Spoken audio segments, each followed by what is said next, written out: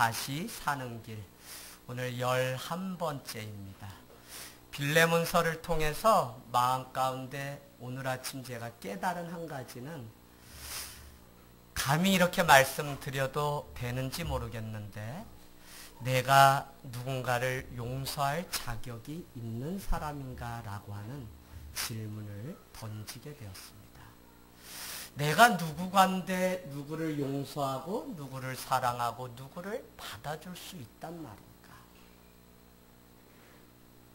여러분, 모더니티 사회의 특징은 개인주의입니다. 합리화와 과학화로 점철된 우리의 삶은 개인의 이성을 중시하면서 살아가요.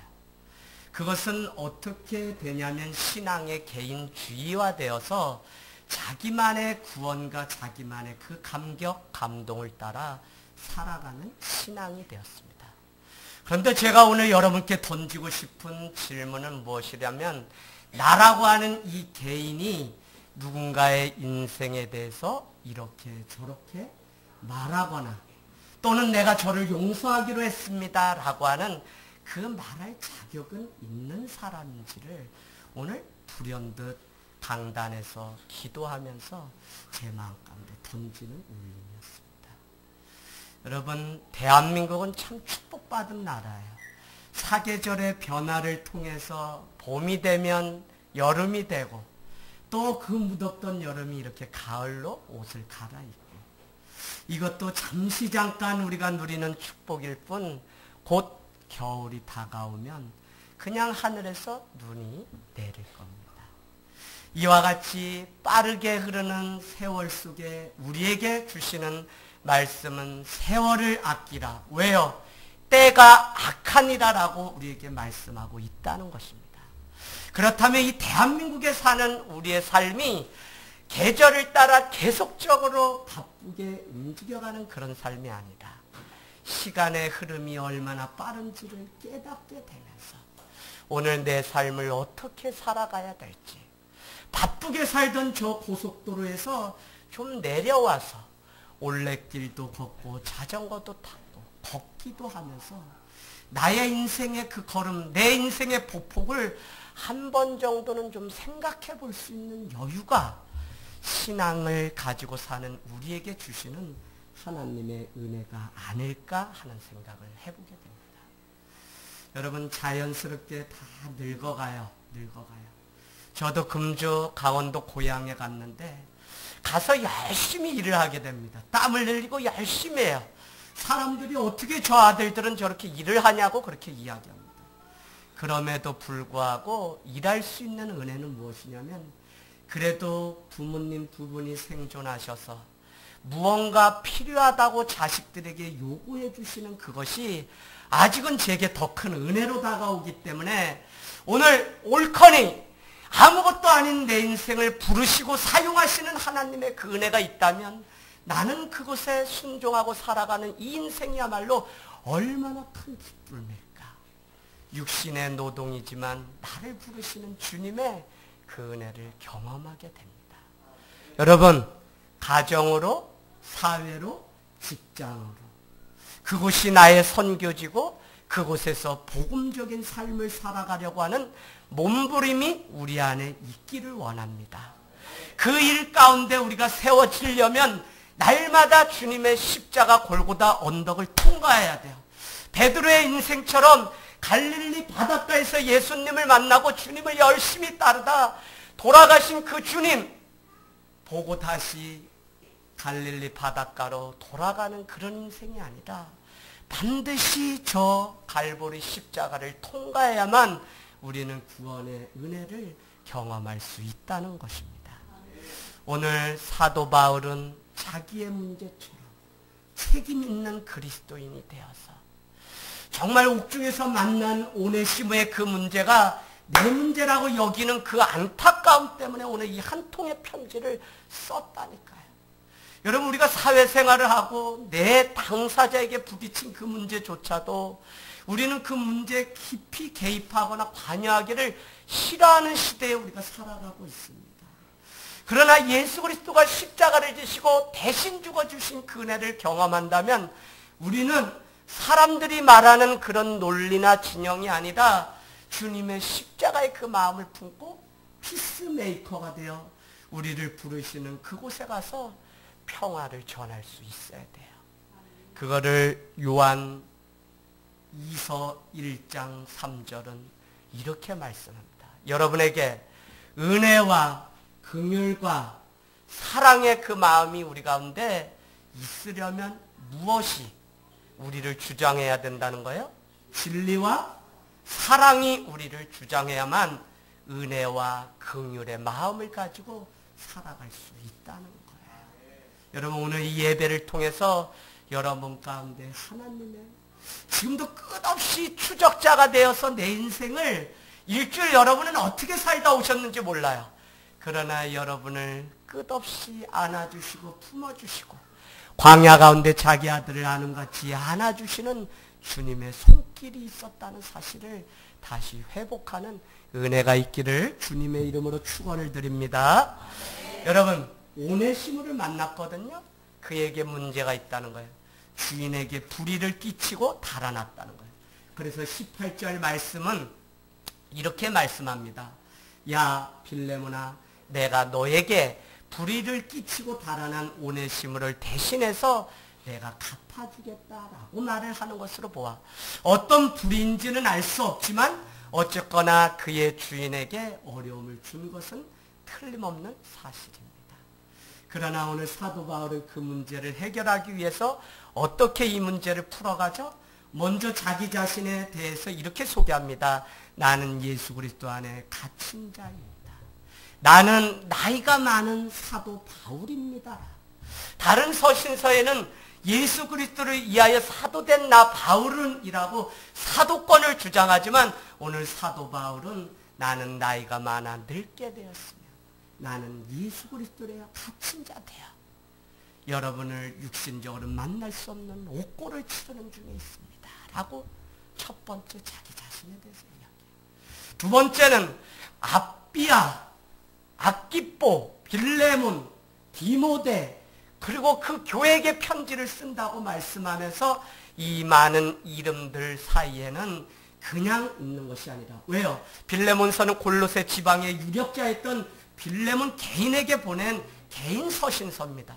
그럼에도 불구하고 오늘 많은 사람들의 이름을 열거한 유일한 이유는 무엇이냐면 그 많은 사람들의 이름 사이에 사실은 그냥 있는 것이 아니라 전용석 권찰님과 강세로라 권찰님, 영신이와 용화와 수진이와 우리 혜정 이 많은 사람들의 이름이 주님의 사랑과 은혜가 그 관계 속에 있는 하나됨의 공동체라는 사실을 가르쳐주고 있어요. 그 사실을 너가 깨달아야만 오늘 빌레몬과 오네시모 너 사이에도 하나님의 끊을 수 없는 은혜와 사랑이 있다고 하는 사실을 깨달을 수 있기 때문에 그렇습니다. 세 번째는 무엇이었죠? 세 번째는 반드시 우리 한국교회가 지금 어려움을 겪고 있는 많은 문제 중에 내가 고백하는 나의 하나님이 아니라 3절에 보면 우리 주 하나님의 고백이 필요하다는 것입니다. 우리가 함께 우리 주 하나님에 대한 신앙 고백을 했어요. 그래서 사도 바울의 신학 중에 가장 중요한 신학은 3절 우리 같이 읽겠습니다. 시작. 하나님 우리 아버지와 주 예수 그리스도로부터 은혜와 평강이 너희에게 있을지어다. 아멘. 뭐죠? 우리 주 하나님이라고 말씀하고 있다는 것입니다. 여러분, 나의 하나님으로 시작한 신앙이지만 때가 되면 신앙이 자라면 우리 주 하나님이라고 하는 공동체의 지체가 돼야 돼요. 많은 사람들은 지체의식을 배우고 하나님 안에서 우리 주 하나님이라고 하는 신앙 고백을 알기도 전에 이미 내가 교회나 모든 것을 다 알았다고 이야기하고 그냥 세상으로 나가는 일들을 많이 보게 됩니다. 그러나 여러분, 우리 주 하나님, 우리 가정에도 그냥 우리 하나님이 아니라 우리가 함께 고백하는 우리 주 하나님. 그러려면 여러분 무엇이 중요하냐면 오늘날 공동체가 교회나 가정이 다 깨졌는데 무엇이 살아나야 되냐? 작은 공동체만이 가능합니다. 무엇이냐? 예수 이야기, 신앙 이야기가 부모로부터 자녀에게 흘러오는 우리의 신앙 이야기가 있어야 돼요. 여러분, 야, 이 녀석아, 너가 어려서 고열이 걸려서 다 죽게 되었을 때 엄마 또 우리 교회 권사님이 24시간 중보 기도를 하면서 너가 병원에 갔다가 살아났어. 엄마가 수술을 받고 살아난 게 교회가 기도해서 그래. 라고 하는 이런 신앙의 감정들이 자녀들에게 흘러넘칠 때만이 그 자녀와 함께 우리 주 하나님에 대한 신앙 고백을 할 수 있다는 겁니다. 오늘 사도 바울은요, 다른 것 강조하지 않아요. 오늘 이 문제를 해결하기 위해서 오늘 빌레몬의 인생을 칭찬하면서 시작합니다. 사전은 내가 너희를 항상 생각할 때마다 감사함으로 아랜다고 강구한다고 그렇게 고백합니다. 여러분, 나의 기쁨, 나의 감사 제목은 다른 데 있는 것이 아니라 오늘 손에 손을 잡고 함께 하나님의 나라를 이뤄가는 바로 우리 지체가 나의 감사고 기쁨의 이유가 되기를 원합니다. 여러분, 많은 교회들이 건강한 교회를 향해서 달려가잖아요. 그러나 그 건강함은 다 잘하고 완벽해서 되는 것이 아니에요.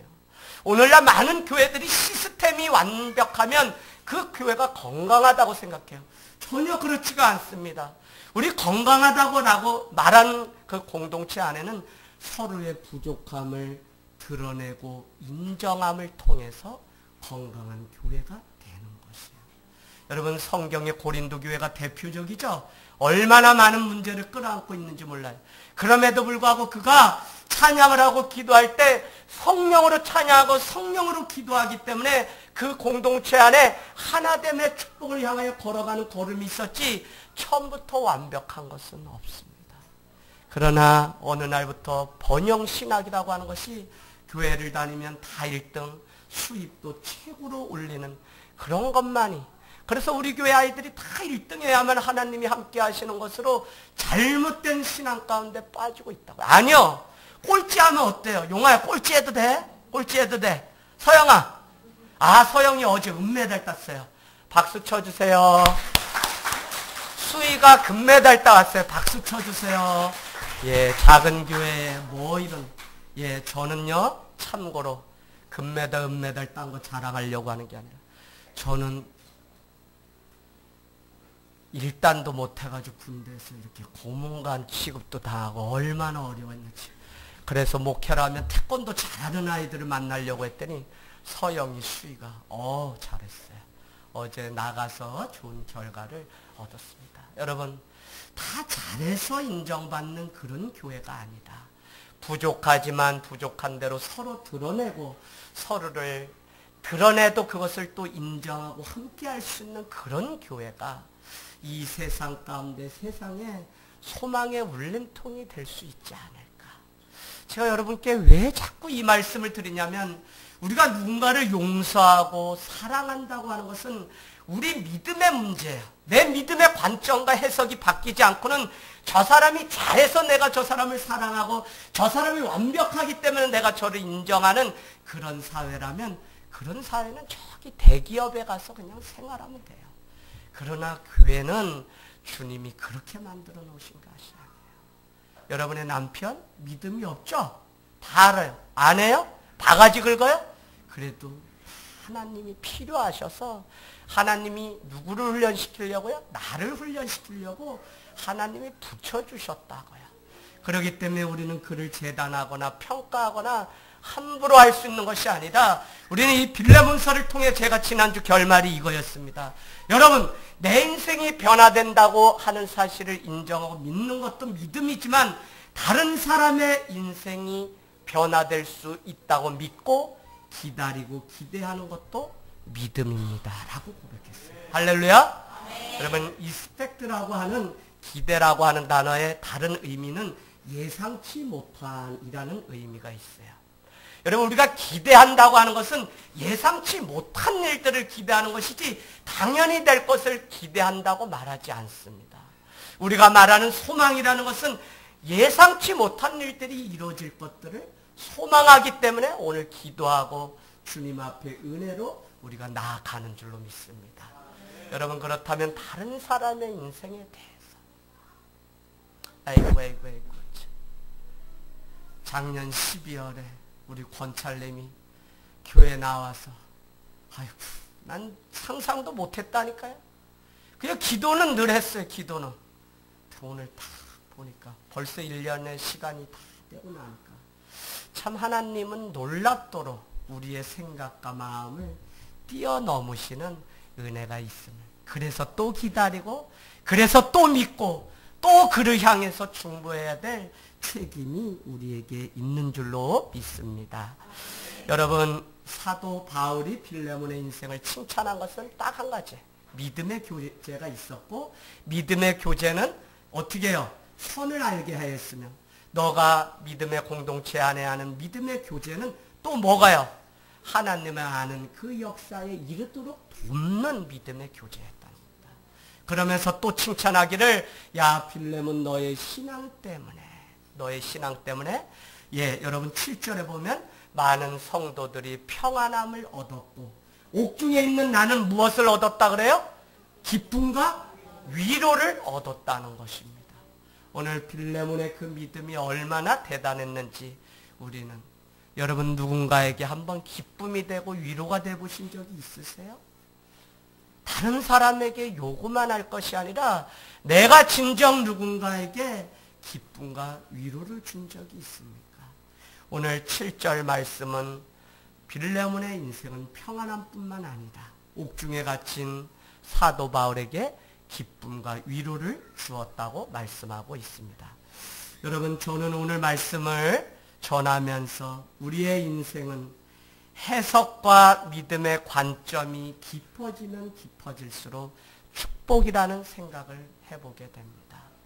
누이가 해운대에 살아서 제가 부산에 군대에서 휴가 갔어요. 청산포에 가서 밤에 해가 지는 건 멋있다 그래서 갔는데 제가 볼 때는 하나도 안 멋있어요. 그래서 매형이 퇴근해서 왔을 때 제가 불평을 했습니다. 그랬더니 처남하고 데려갔는데 다른 곳에 가서 그 해가 떨어지는 모습을 보니까 얼마나 멋있는지 몰라요. 여러분, 우리가 늘 살아가는 이 광경, 환경이라고도 말하고 풍경이라고도 말합니다. 이것은 어떻게 달리 보이고 어떻게 우리가 다시 해석해낼 수 있냐면 믿음의 관점에 따라 달리 보인다는 것입니다. 저 사람의 인생이 형편없어 보이거든요. 그러나 오늘 믿음의 관점으로 오네시모를 보기 때문에 사도 바울은 이렇게 고백합니다. 내가 옥중에서 낳은 아들 오네시모는 전에는 무익한 자였지만 이제는 유익한 자가 되었고, 이제는 돌려보내느니 없으면 안 되는 신복과 같은 자가 되었다고 말을 하는 거예요. 예, 부모가 돼보면 이 마음이 무엇인지 다 알아요. 저 자식이 잘해서 이쁜 게 아니에요. 그래도 기대하고, 그래도 저가 변화될 것을 기다리는 마음이 있기 때문에. 그래서 여러분, 어떻게 보면 신앙은 철저히 또 나의 문제예요.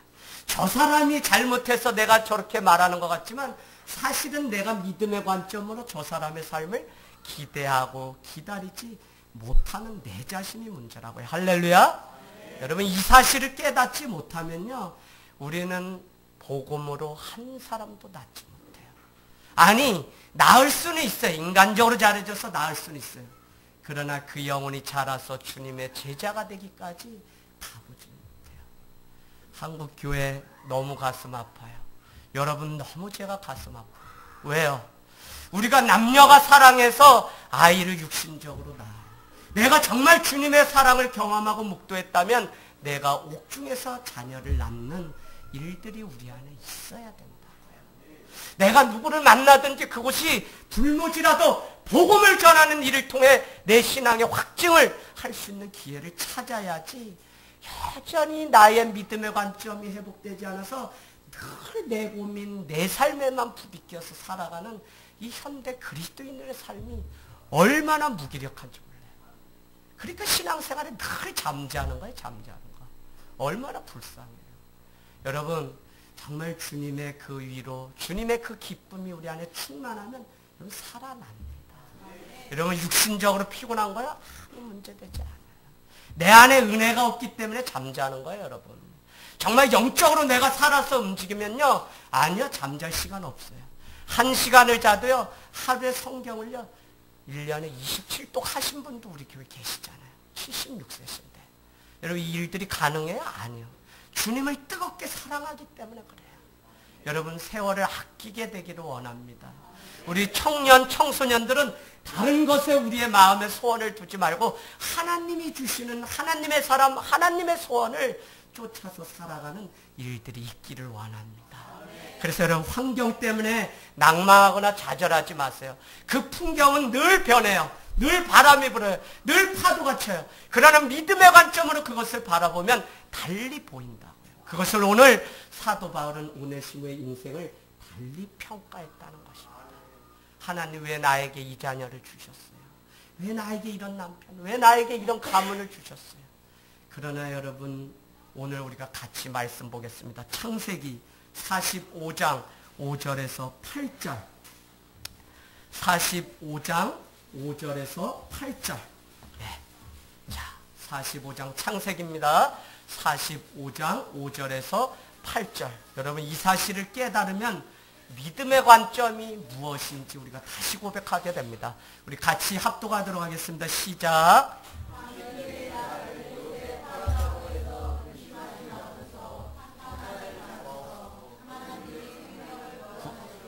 나를 당신보다 먼저 보내셨나이다.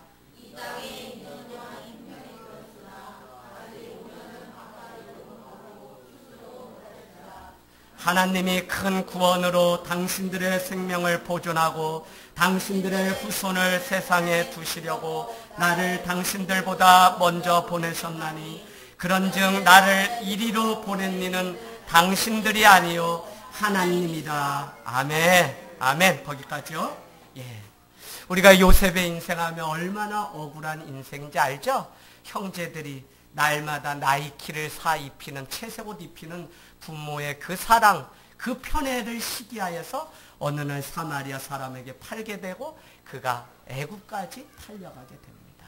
그러나 애굽의 총리가 될 수 있었던 것은 그가 가는 곳마다 옥중이든지 어디든지 요셉 하면 그 45장 전에 형통이라는 단어가 붙어 있어요. 그래서 그는 어떤 상황 속에서도 믿음의 관점을 놓치지 않고 여러분이 저를 팔아서 이곳에 제가 온 게 아니라 이제 생각해보니까 믿음의 관점으로 보니까 뭐가요? 하나님이 나를 이곳에 보내셔서 당신들과 이 땅을 구원하시려고 보내셨습니다. 라고 그래요. 할렐루야. 여러분 믿음의 눈이 바뀌면요. 아유 나만 지지리도 복이 없네. 이렇게 말하던 인생이 나 같은 자도 사랑하시는 주님의 사랑을 드디어 경험하고 만나게 된다는 것입니다. 여러분 오늘 내게 주어진 환경, 만나는 사람 모두 하나님이 하시고자 하시는 뜻이 있어요.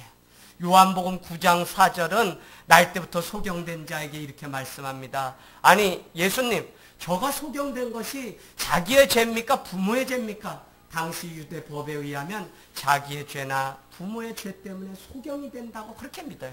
그러나 예수님은 새로운 믿음의 관점, 해석을 말씀합니다. 뭐라고요? 아니다. 저에게도 하나님이 하시고자 하시는 뜻이 있기 때문에 하나님이 하셨다고 그렇게 말씀하고 있다는 것입니다. 여러분 여기저기 옮겨 다니시고 직장을 다니시는 제가 이렇게 축복했습니다. 당신이야말로 진정으로 흩어진 나그네로 살아가는 인생입니다.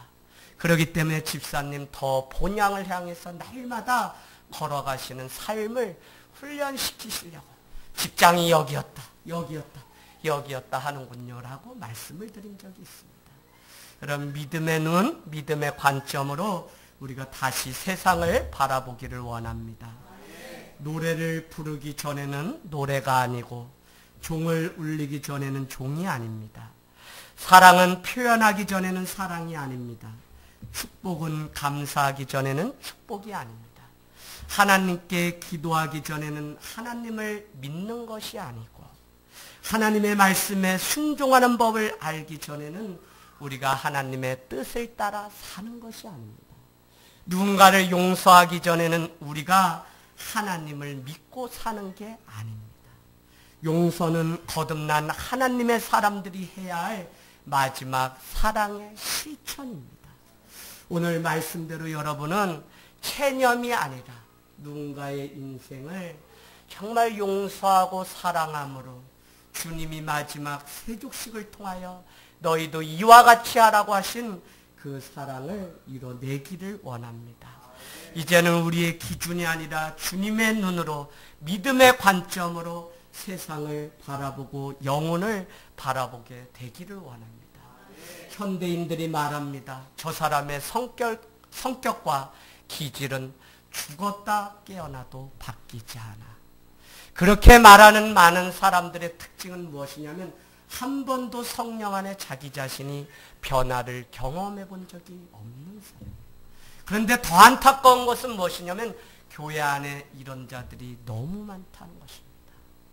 여러분, 변화가 없는데 우리가 예수를 왜 믿습니까?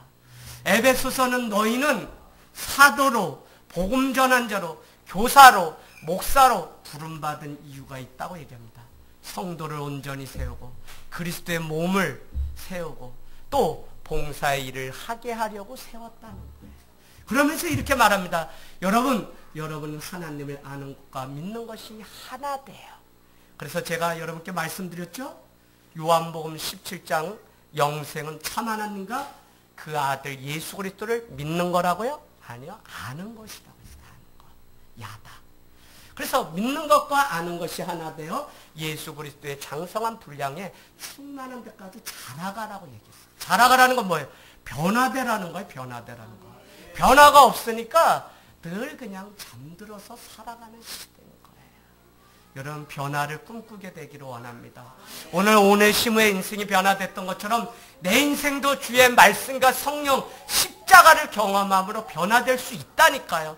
그렇기 때문에 성경은 날마다 여러분은 성령의 감동으로 새 사람을 입으라고 우리에게 권면하고 있다는 것입니다. 그래서 우리의 자녀, 우리가 만나는 늘 사람들에 대해서 우리는 변화를 꿈꾸면서 그 사람들을 살리는 일들을 감당하게 되기를 원합니다. 여러분, 반드시 갈라디아서 2장 20절처럼 예수 그리스도의 십자가 앞에 못 박히게 되면 이제는 내가 사는 게 아니야. 다이야, 너가 예수 그리스도를 정말 만나서 십자가를 경험하잖아? 그러면 너 안에 누가 살아야 되는지 알아?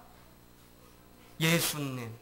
그래서 갈라디아서 2장 20절은 내가 산 것이 아니라 내 안에 누가 산다 그래요? 예수 그리스도가 산다는 것입니다. 그렇기 때문에 사도 바울은 죽으나 유익하다. 왜요? 나를 통해 드러내고 나타내시려는 분은 오직 예수 그리스도 하나님 한 분밖에 없기 때문에 여러분, 이 사실을 깨달아야만 여러분이 정말 하나님의 그 십자가를 붙들고 살아갈 수 있습니다. 그래서 저는 여러분, 복음으로 낳는 일들이 오늘날 교회 안에, 왜요? 변화가 반드시 된다는 믿음 때문에 하기를 원합니다. 성 어거스틴을 여러분 아세요? 해안 다가스테에 출생해서 히포라고 하는 한 지역의 감독이 되었습니다. 여러분, 354년, 그러니까 313년에 기독교가 국교로 공인되고 354년, 지금 기독교는요, 교리가 많이 훼손되고 막 해서 이단들을 화형에 처하고 막 이런 당시에, 그때 오늘 말씀드린 어거스틴은 바로 복음의 그 신학을 집대성했던 사람 중에 한 사람입니다. 그러나 그가 얼마나 탈선해서 어려움을 주었는지 몰라요. 그의 어머니 모니카한테 기도 제목은 한 가지입니다. 기도의 아들은 망하지 않는다는 믿음 한 가지. 그의 아버지도 정열과 현세적인 야욕에 불탔던 사람이에요. 그런데 한 번은 16살 때 어거스틴이 주님을 만나서 회심하기 전에 아프리카의 한 여인을 만나게 되어 아이를 낳게 됩니다. 모니카가 날마다 아들을 위해서 기도해요. 그래도 이 아들은 허랑방탕하며 3살 가운데 나가서 그렇게 살아갑니다. 어머니는 기도를 하다가 아들과 동거해온 여자를 고향으로 돌려보내고 2년 동안 잘 떨어져서 세례를 준비하고 다시 만나서 가정을 이루라고 부탁을 합니다. 그런 2년 사이에 어거스틴은 또 다른 여자를 만나게 되고요. 그곳에서 자기 인생을 또, 그러나 그에게 어느 날 찾아온 친구 폰티키아누스가 있는데 그와 함께 무슨 이야기를 하는데 성령께서 그의 마음에 감동을 주었습니다. 그것은 다른 것이 아니라 왜 나는 이 더러운 생활을 깨끗이 끝내지 못할까 하는 마음을 성령님이 주셨어요. 그래서 마당에 나가서 막 울기 시작합니다. 우는데 아이들이 갑자기 노래를 부르는데 이런 노래를 불러요. 집어서 읽어라, 집어서 읽어라. 그 순간 아이들의 이 콧노래를 어거스틴은 성령의 음성으로 듣고 집으로 돌아가서 서재에서 낡은 그 성경책을 꺼내게 됩니다. 그때 그의 마음에 꽉 내리에 찔렸던, 회개하게 했던 성경 구절이 로마서 13장 13절 찾겠습니다. 로마서 13장 13절. 누구나 자기 인생에 한 번쯤은 회심의 기회들이 다 있어요. 저 역시 군대에서 강릉 잠수함 사건 첨예하게 대리 타고 있을 때 로마서 5장 8절 자기의 사랑을 확증하시려고 그 아들 예수 그리스도를 주셨다는 말씀 때문에 제가 전역하면 목회자의 길을 가야지 했던 경험이 저에게 있습니다. 참고로 말씀드리면 누이 셋 다음에 절을 다녀 절을 나왔기 때문에 저는 열심히 절을 다녔던 사람입니다. 자, 우리 로마서 13장 13절 같이 읽습니다. 시작. 낮에와 같이 단정해하고 방탕과 술 취하지 말며 음란과 호색하지 말며 쟁투와 시기하지 말고 오직 주 예수 그리스도의 옷 입고 정욕을 위하여 육신의 일을 도모하지 말라. 아멘, 아멘. 근데 여러분 이 13절 전에 9절이나요? 11절에 이런 표현이 있죠? 이미 아버지의 그 마지막 때가 왔다는 거예요. 그래서 여러분 어둠의 옷을 벗어버리라고 우리에게 말해요. 빛의 갑옷을 입으라고 얘기해요. 예수 그리스도의 갑옷을 입으라고 얘기해요. 그것을 뭐라고 오늘 말씀이 이야기했냐면 빛의 갑옷을 입고 단정히 하여 여러분 술 취하고 방탕하고 음란하고 하는 것 벗어버리고 이제는 빛 가운데 사십시오라고 말합니다. 여러분 어거스틴이 이 말씀을 읽고 자기 인생이 송두리째 완전히 바뀌어서 그가 신학을 공부하게 되고 히포의 감독이 되어 일평생 자기 자신을 하나님 앞에 다 드렸던 적이 있습니다. 오늘 우리 집사님 오셨지만 사춘기 시절 사춘기랄 게 뭐 있어요? 저는 좀 조숙해서 9살에 이미 죽음의 문제 때문에 눈이 막 내리는데 토끼옥로 보다가 산속에서 이러다 내 혼자 죽으면 누가 알아주나. 그래서 이렇게 살면 안 되겠다 하는 마음이 제 안에 있었어요. 근데 9살에 뭘 배웠냐고요?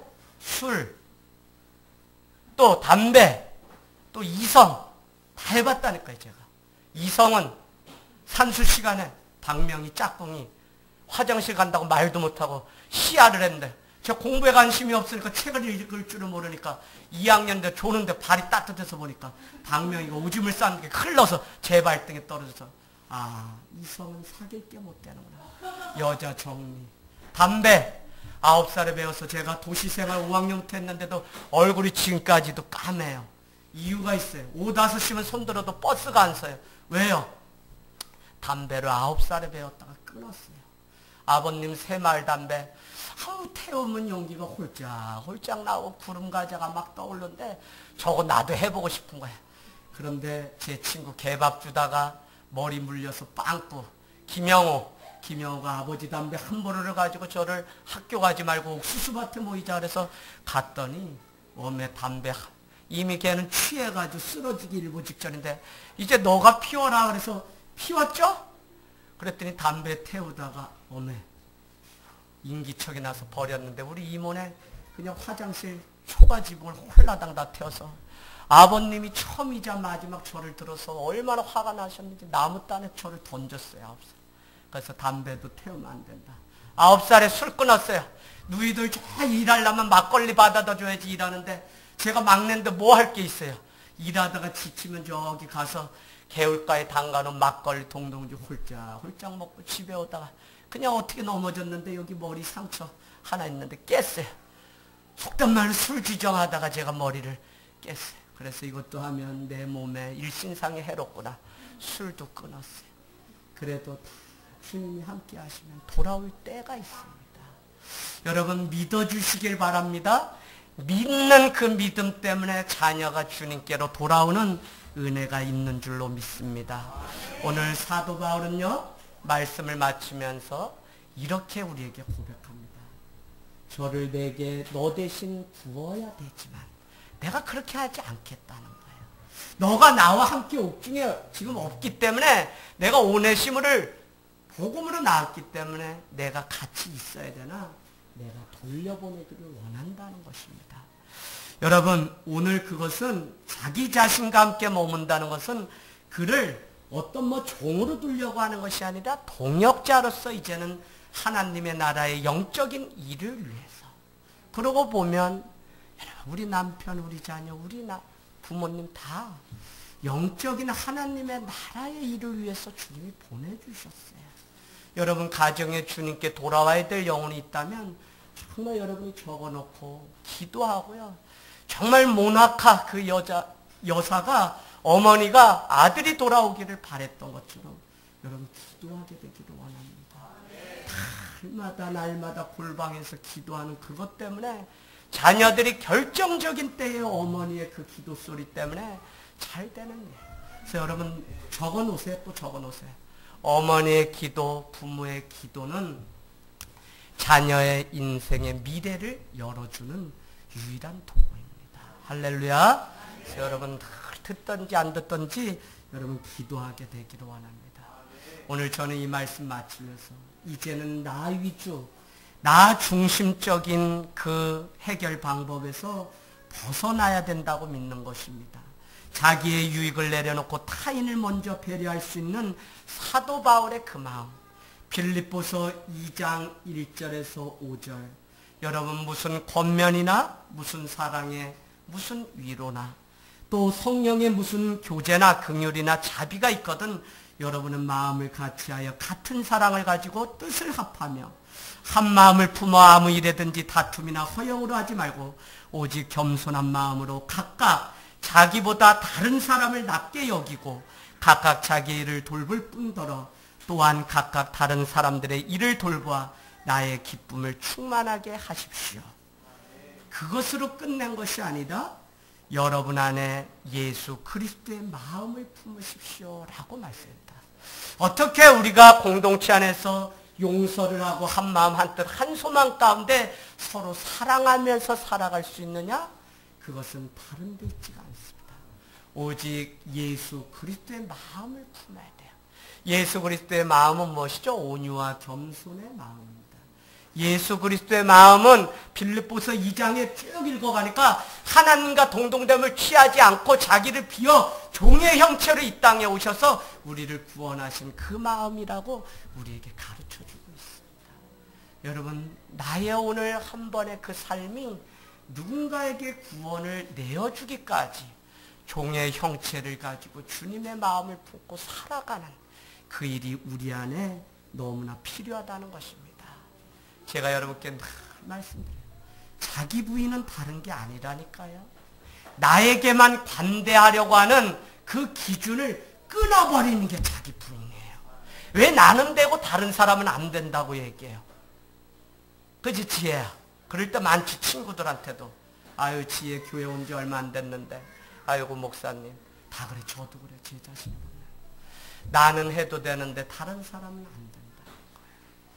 여러분, 여러분의 입술을 주님의 마음이 주장하게 할 수 있기를 원합니다. 주님의 그 마음으로 여러분 우리가 살아가면 인생에 놀라운 일들. 그래서 마땅히가 아니라 명령이 아니라 도리어 사랑으로 강구하는 일이 있기를 원합니다.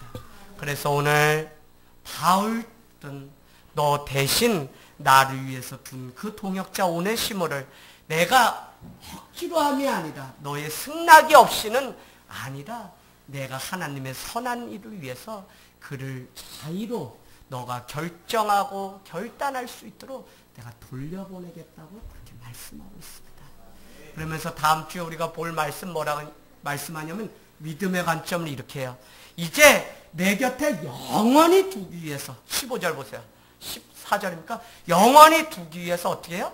그를 잠시 나로부터 떠나보내는, 그를 부디 이제는 동역자로 여겨달라는 거예요. 여러분, 영원히 함께하기 위해서 우리는 오늘 또 파송받아 세상 가운데 나아갑니다. 그래서 억지가 아니다, 승낙. 자의는요, 그냥 네 맘대로 하라, 그런 자의가 아니에요. 우리는 우리가 자발적인 신앙을 가지고 하나님을 만나는 신앙이 돼야 되고, 다른 사람에 향해서는 그가 자발적으로 결정할 수 있도록 우리는 기도해야 돼요. 그냥 내버리는 게 아니에요. 그걸 영혼을 안타깝게 여기고 여러분이 어느 때보다도 더 기도하는 기도가 쌓여야 돼요. 그래서 골방에 들어가세요. 작정하고 하세요. 따라가지 마세요. 똑같이 하지 마세요.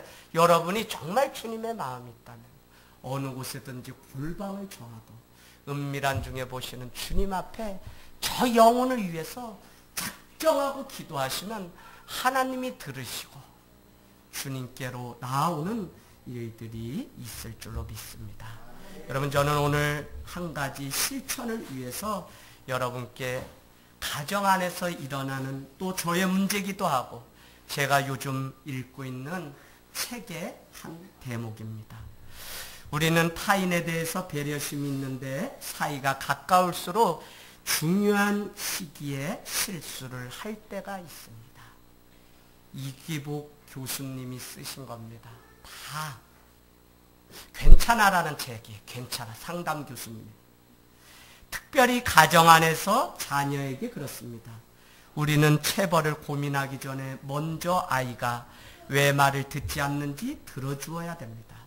또 잘못을 거듭한다면 아이를 주의 깊게 살펴보아야 됩니다. 영신아, 이거 맞니? 목사님 지금 읽고 있는 거 이거 맞아? 영신아, 말 안 들으면 엄마가 왜 그런지 물어봐야 돼?